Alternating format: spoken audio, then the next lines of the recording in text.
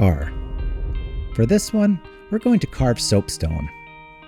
Soapstone is a naturally occurring metamorphic rock that can be easily carved using a ShopBot CNC machine.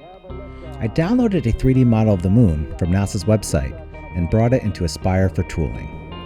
We'll start by using a 3D roughing toolpath to remove the bulk of the material using an 1/8 inch ball nose bit. Despite being stone, this material is incredibly easy to work with. With the roughing toolpath finished, let's start our 3D finishing toolpath using the same bit. During the finishing pass, you'll see each crater emerge in perfect detail. For the smaller craters, we'll use a 1/16 inch ball nose bit. And now, we'll finish it up by cutting out the profile of our letter.